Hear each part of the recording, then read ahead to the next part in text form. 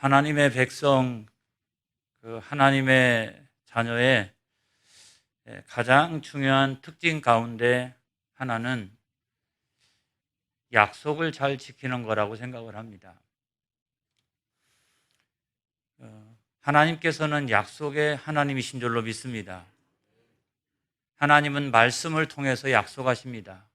그래서 우리는 그거를 언약이라고 이야기한다. 하나님의 백성을 언약 백성이라고 이야기하는 이유도 거기에 있는 것입니다.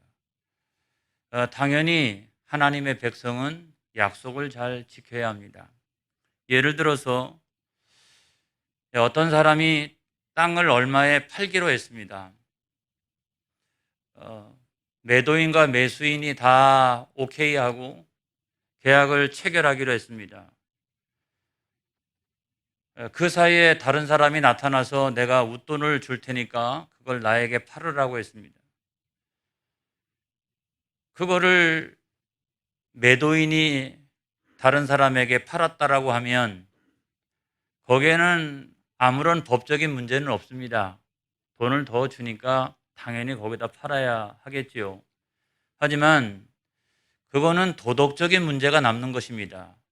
도덕적으로 그 사람은 치명타를 입게 되는 것입니다. 다음번에 누가 그 사람하고 계약을 하겠습니까? 그걸 생각해 보면 우리 그리스도인들은 항상 양측면을 다 생각을 해야 된다. 하나는 뭐냐면 법적인 문제는 없느냐 이거고, 또 다른 하나는 뭐냐면 도덕적인 문제는 없느냐. 우리는 법으로 맞으면 된다. 이런 사람들이 많아요. 그렇지만 도덕적인 측면도 우리가 생각을 해야 된다는 거예요. 큰 돈이 걸린 문제는 좀 우리가 쉽게 결정하기 어렵습니다. 돈이 작은 경우에는 그냥 쉽게 결정할 수 있는데 큰 돈이 걸린 문제는 참 결정하기가 어렵지요. 그 액수가 크니까. 그럼에도 불구하고 그것보다 훨씬 더 중요한 것은 약속을 지키는 일입니다. 왜냐하면 그걸 통해서 그리스도인이 불명예를 얻게 된다든지 하나님의 영광을 가리게 되면 안 되기 때문입니다. 그래서 우리 믿는 사람들은 약속을 돈보다도 더 중요하게 여겨야 되는 것입니다. 볼테르라고 하는 아주 유명한 그 사상가가 있죠. 작가이면서 프랑스 계몽주의를 이끌었던 분이 있습니다. 그분이 뭐라고 얘기했냐면 이렇게 이야기했어요. 누구든지 돈 문제라면 다 종교가 같아진다. 불교, 기독교, 이슬람 어떤 종교를 갖고 있든지 간에 돈 문제 앞에 서면은 사람들이 종교가 같아진다는 거예요. 아주 냉소적인 이야기죠. 그런데 우리 기독교인들은 거기에 대하여 노라고 말할 수 있어야 합니다. 할렐루야. 우리 기독교인들은 절대로 그렇지 않다. 그리스도인들은 절대로 그렇지 않다. 그것을 말할 수 있어야 합니다. 우리는 약속을 지키는 사람이어야 합니다. 왜냐하면 이 사람의 신뢰성이라고 하는 것은 어느 날 갑자기 생기는 게 아닙니다. 단 한 번 약속을 지켰다고 해서 야, 저 사람 신뢰할 만한 사람이야. 그렇게 이야기하지 않습니다. 그 사람하고 오래 이렇게 사귀어 보면서 그 사람이 정말 약속을 잘 지키고 신뢰할 만한 그런 사람인가? 그거는 시간이 많이 걸리는 일이에요.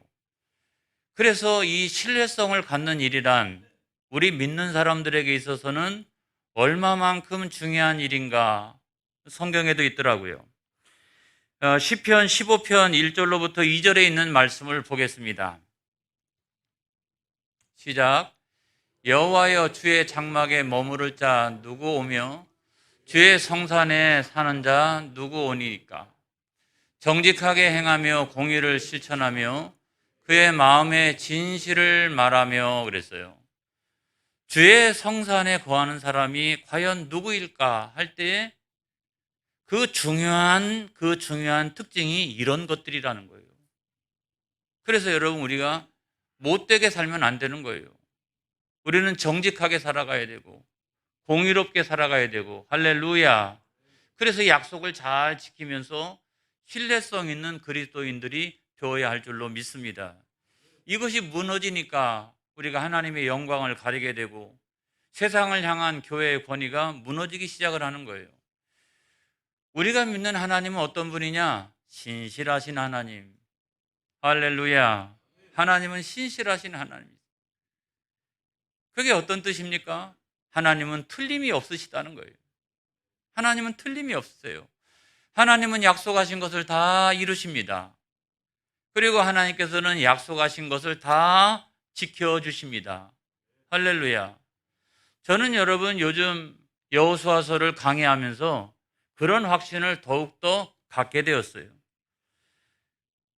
처음에 하나님께서 이스라엘 백성들에게 땅을 약속하여 주신 것이 언제이던가 하고 생각을 해보니까 그게 창세기 12장 1절에 있는 말씀이에요. 그때 이제 하나님께서 약속하신 거예요. 다 같이 시작. 여호와께서 아브라함에게 이르시되 너는 너의 고향과 친척과 아버지의 집을 떠나 내가 내게 보여줄 땅으로 가라 이렇게 말씀하셨어요. 이게 처음으로 하나님께서 그 이스라엘 민족의 조상인 그 아브라함에게 주셨던 약속이었습니다. 그런데 이것뿐만 아니라 그 뒤에 있는 말씀을 읽어보게 되면 너로 큰 민족을 이루게 하고 너로 하여금 복의 근원이 되게 하겠다 이렇게 말씀하고 있어요. 그래서 우리가 약속의 땅이라고 하는 개념은 뭐냐면 그게 어떤 땅만을 이야기하는 게 아니에요. 그게 기업만을 이야기하는 게 아니에요. 너로 하여금 큰 민족을 이루어 주겠다. 그리고 너로 하여금 복의 근원이 되게 하여 주겠다. 이게 그 약속의 땅이라고 하는 그 개념 가운데 다 들어있는 말씀이라고요. 여러분 이것이 쉽게 이루어졌을까요? 이 하나님의 약속이 쉽게 이루어졌을까요? 거기에는 엄청나게 많은 우여곡절이 있었습니다, 여러분. 그게 바로 족장시대예요. 우여곡절이 굉장히 많이 있었어요. 아브라함의 시대만 예를 들어서 설명을 해도 기근이 들었습니다. 기근이 들으니까 약속의 땅이고 뭐고 다 집어치우고 그래 당장 급하니까 애굽 땅으로 내려가야 되겠다. 거기서 자기 아내 사라를 누이라고 속이고 하마터면 그 아내를 잃어버릴 뻔하지 않았습니까? 그런데도 누가 약속의 땅으로 돌아오게 하셨습니까? 하나님께서 바로에게 나타나서 책망하시고 약속의 땅으로 돌아올 수밖에 없도록 하나님께서 역사하셨습니다, 여러분. 이삭의 시대도 마찬가지죠. 그때도 기근이 들으니까 아이고 애굽 땅으로 내려가야 되겠다. 그래서 막 가는데 하나님께서 나타나셔서 약속을 상기시켜 주십니다.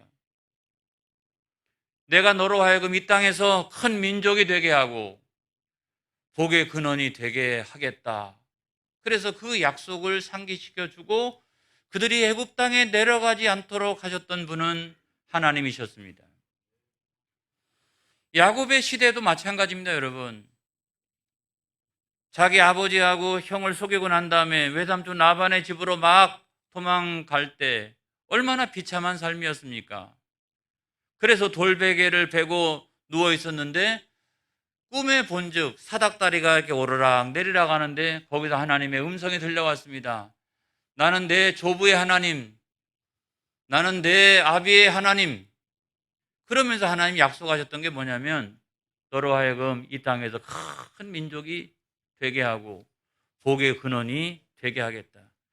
내가 다시 돌아올 때까지 너를 지키며 내가 약속한 모든 것을 이루기까지 너를 떠나지 아니하리라.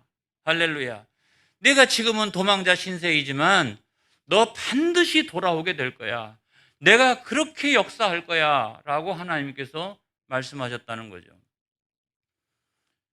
요셉의 시대도 마찬가지 아닙니까? 아무튼 그 형제들에 의해서 팔려가지고 노예로 애굽 땅에 들어갔습니다마는 나중에는 애굽의 총리가 되었습니다. 그래서 고대 근동에 찾아왔던 흉년과 기근에서 모든 근동의 사람들을 구원해내는 그런 위대한 지도자가 되었습니다. 그러면 거기서 자자손손 그냥 평안하게 존경받으면서 대접받으면서 살면 되지. 나중에 여러분 맨 마지막에 요셉이 유언할 때는 뭐라고 이야기합니까? 언젠가 내 자손들이 그 하나님 약속하셨던 그 약속의 땅에 돌아갈 때가 온다. 나는 여기에 일시적으로 묻히지만 나는 그 영원한 하나님이 약속하셨던 그 땅에 묻히고 싶구나. 그래서 내 해골이라도 메고 가라. 그러면서 하나님 약속하셨던 그 땅을 향해서 가기를 원하셨습니다. 여러분, 하나님의 약속은요, 이 모든 상황과 환경을 뛰어넘습니다. 초월합니다. 기근도 문제가 안 돼요. 또 어떤 때는 우리가 도망자 신세가 될 때도 있습니다. 뿐만 아니라 감옥에 갇힐 때도 있습니다. 심지어는 위대한 지도자가 될 수도 있습니다. 이런 모든 상황에도 불구하고 하나님은 일관되게 우리의 삶을 약속의 땅으로 인도하시고 있다는 사실을 여러분 믿으시기를 축복합니다. 그리고 그 뒤로 역사가 흘러가지고 430년이 지났습니다. 그리고 출애굽 시대가 왔잖아요. 무려 430년이 지나고 난 다음에 여러분, 하나님께서 무슨 약속을 해도, 다른 사람이 나에게 중요한 약속을 해도 한 430년 정도 지나게 되면은 다 잊어버립니다. 안 그래요? 내가 살아있지도 않고 자손들에게 뭐 이렇게 유언으로 남겨가지고 한다 할지라도 430년 정도가 지나가게 되면 사람들은 다 잊어버리게 됩니다. 그런데 하나님께서 모세를 지도자로 세우면서 뭐라고 말씀하십니까? 출애굽기 3장 8절에 있는 말씀을 보겠습니다. 시작. 내가 내려가서 그들을 애굽인의 손에서 건져내고 그들을 그 땅에서 인도하여 아름답고 광대한 땅, 젖과 꿀이 흐르는 땅, 곧 가나안 족속, 헷 족속, 아모리 족속, 브리스 족속, 히위 족속, 여부스 족속의 지방에 데려가려 하노라. 할렐루야. 이 430년이 지났지만 하나님은 그 약속을 기억하고 계시는 거예요. 그래서 하나님의 약속이라고 하는 것은 우리가 가지고 있는 이 어쩔 수 없는 시간의 한계가 있지 않습니까? 그 시간의 한계를 초월해서 하나님의 약속이 이루어진다는 사실을 여러분 믿으시기를 축복합니다. 여호수아 시대 때도 마찬가지예요. 이 사람이 바뀌었잖아요. 그렇죠? 지도자가 모세였다가 그 다음에는 여호수아로 지도자가 바뀝니다. 그때에도 하나님 나타나셔서 뭐라고 말씀하시냐면 여호수아 1장 2절의 말씀에 보면 시작. 내 종 모세가 죽었으니 이제 너는 이 모든 백성과 더불어 일어나 이 요단을 건너 내가 그들 곧 이스라엘 자손에게 주는 그 땅으로 가라 그랬어요. 지도자가 바뀌었잖아요. 그럼에도 불구하고 하나님께서는 사람이 바뀌었어도 그 약속을 이어가십니다. 사람이 바뀌고 역사가 바뀌고 시대가 바뀌고 그런다 할지라도 하나님의 약속이라고 하는 것은 계속해서 이어져 간다는 사실을 믿으시기를 바랍니다. 그리고 마침내 오늘 성경 말씀이에요. 땅 분배하는 이야기가 이제는 거의 맞춰지는 그 순간에 와 있습니다. 창세기 12장 1절로부터 이때까지가 시간적으로 계산해 보면 690년이 지난 그런 상황에 하나님의 약속은 성취되었습니다. 할렐루야. 그래서 여호수아서 21장 43절에 있는 말씀에 보면 시작. 여호와께서 이스라엘의 조상들에게 맹세하라. 주리라 하신 온 땅을 이와 같이 이스라엘에게 다 주셨으므로 그들이 그것을 차지하여 거기에 거주하였으니. 그래 하나님의 약속이 성취가 된 거죠.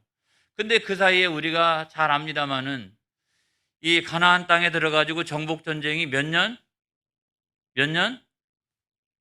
7년.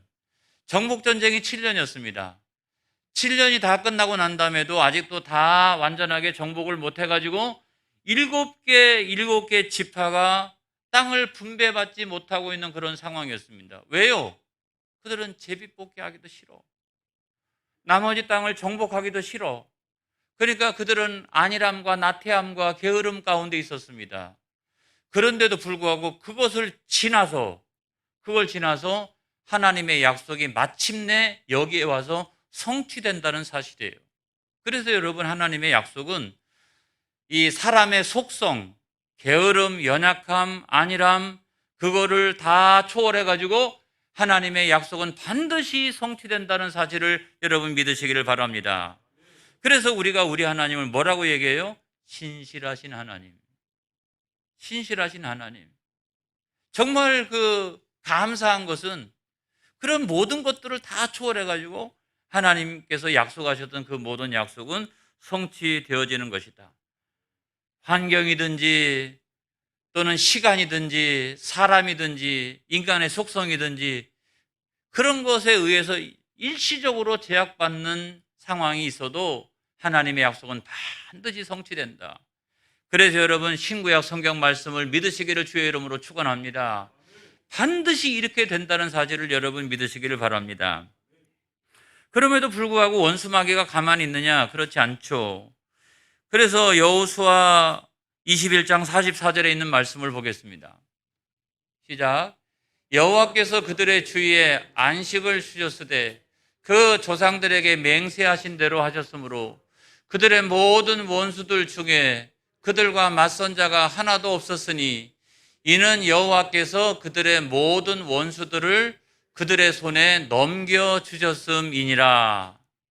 할렐루야. 그래서 여러분 이 하나님의 약속이 성취되어지는 그 길에 원수 마귀의 대적이 없었느냐? 그렇지 않습니다, 여러분. 있었어요. 제가 예를 들어 설명해 보면 아브라함 시대 때는 토착 세력이 있었고요. 이삭의 때는요. 아니 샘을 잘 파놓기만 하면 그거 달래요. 그래가지고 그 샘 계속 빼앗기지 않았습니까? 그 다음에 야곱의 시대에는 외삼촌 라반 열심히 가가지고 일하면은 속여가지고 또 싹 뺏고 그렇게 하지 않았습니까? 그리고 요셉의 시대 때는 나중에는 요셉을 알지 못하는 사람들이 등장해가지고 그 시대가 역전되지 않았습니까? 그래서 히브리인들이 존중받다가 나중에 가가지고는 어떻게 해요? 그들이 그냥 노예로 전락하는 그런 일들이 발생하지 않습니까? 출애굽 시대도 마찬가지입니다. 바로가 끊임없이 그걸 막습니다. 약속의 땅을 향하여 돌아가고자 원하지만은 바로가 그걸 막잖아요. 바로가. 그리고 출애굽을 했습니다마는 그다음부터는 그냥 지긋지긋한 아말렉 족속이 끝까지 쫓아다니면서 방해하고 이런 일들이 얼마나 많이 있었습니까, 여러분? 맨 마지막에까지 우리는 신앙생활을 잘해야 합니다. 그거 다 지나왔다. 이제 아말렉 족속 다 이제 지나왔다라고 생각했는데 나중에 이제 요단강만 건너면 되는데 맨 마지막에는 누굴 만났습니까? 모압 왕 발락을 만났습니다. 그 발락이 발람을 통해서 그 이스라엘 백성들을 저주하기를 원했습니다. 그래서 우리는 끝까지 신앙생활을 잘해야 되는 거예요. 이만하면 됐다라고 생각하면 절대로 안 됩니다. 마지막 순간에 육신이 쇠약해지고 그런 순간에도 늘 찬송 듣고 나를 위하여 기도해달라고 그러고 내가 기억이 가물가물하니 목사님 오셔서 기도해 주세요. 말씀 읽어주세요. 여러분 끊임없이 그 마지막 순간까지도 요단강 건너갈 때까지도 우리는 끊임없이 영적인 긴장감을 늦추고 있어서는 절대로 안 된다라고 하는 이 말씀을 드리는 거예요. 할렐루야. 그럼에도 불구하고 이스라엘이 승리했습니다. 왜 그랬습니까? 원수 마귀가 공격을 안 해와서 승리한 게 아니라 원수 마귀는 공격을 해왔지만은 하나님이 이 원수 마귀들을 누구의 손에? 이스라엘 백성들의 손에 붙여주셨기 때문에 승리한 거예요. 여러분 이것을 믿으시기를 바랍니다. 그래서 오늘날에도 우리가 인생을 살아나가면서 예수 믿는 사람들도 여러 가지 어려움이 있는 거예요. 불상사도 만나고 어려운 일도 당하고 힘든 일도 만나고 그럼에도 불구하고 여러분 그 모든 것들을 하나님께서 너의 손에 붙여주실 것이다. 할렐루야. 우리는 그런 믿음을 가지고 나가야 되는 것입니다. 우리는 하나님의 약속을 믿는 사람들입니다. 성경은 뭐냐? 성경은 신실하신 하나님의 약속이 들어있는 거예요. 그리고 그 약속을 믿은 사람들의 모든 그 삶의 그 케이스가 다 들어있는 그와 같은 책이에요. 그래서 어떻게 하나님 말씀을 받았는지, 어떻게 하나님 말씀을 따라갔는지, 나중에는 어떻게 해서 하나님 말씀을 누리게 되었는지, 할렐루야. 그것이 다 다 그 역사적으로 기록되어져 있는 거지 성경이라면 오늘날 우리도 마찬가지입니다. 우리는 하나님의 약속의 말씀을 받았습니다. 그 말씀을 따라가면 됩니다. 그러면 반드시 우리는 그 하나님의 약속을 누리게 될 것입니다. 오늘 제가 결단 그 찬송이 뭐냐면 393장이잖아요. 오 신실하신 주. 우리가 잘 부르는 찬양인데 이 작사가가 토마스 카쇼미라고 하는 사람입니다. 이 사람이 1866년에 미국의 켄터키주에서 태어나가지고 1893년도에 예수님을 영접하고 그로부터 10년 후에 1903년도에 감리교회 목사가 됩니다. 목사가 되었어요. 그런데 늘 건강이 안 좋았어요. 늘 건강이 안 좋았어요. 그래서 조기 은퇴를 하고서 감리교 요양원에 늘 있으면서 거기서 이제 찬송시를 쓰기 시작했는데 그게 무려 1200편. 그것이 이제 나중에 찬송가가 되어진 경우도 많이 있었습니다. 그런데 어느 날 이분이 에레미야 애가 3장 23절 주의 성실하심이 크시도소이다. 나는 늘 몸이 아파. 내가 목사가 됐는데 몸이 아파가지고 사역도 제대로 감당할 수 없고 늘 이와 같은 상황이 있는데 그래서 어떤 때는 좌절하고 낙심도 되고 이랬는데 그 말씀을 딱 읽는 순간 그럼에도 불구하고 주의 성실하심이 크시도소이다. 이 말씀을 듣는 순간에 은혜가 되기 시작하는 거예요. 할렐루야. 그래가지고 이제 이거를 작사를 했는데 이런 거예요. 제가 그대로 한번 읽어보면 내 몸이 아프고 많이 힘들어도 아버지가 나와 함께 계시니 두려움 없네. 어떠한 일을 만나도 나는 두려움 없네. 봄철과 여름, 가을, 겨울, 해와 달과 별들이 늘 이렇게 순환하는 걸 보면 하나님의 약속은 틀림이 없네. 더욱 감사한 것은 뭐예요? 내 죄를 사하여 안위하시고 주 친히 오셔서 내 삶을 인도하시네. 그렇기 때문에 이것이 나에게 내일의 소망이 되고 내게 만복이 있다면 이것이 나의 만복이네. 할렐루야. 여러분, 이런 엄청난 찬송시를 쓰게 된 거예요, 여러분.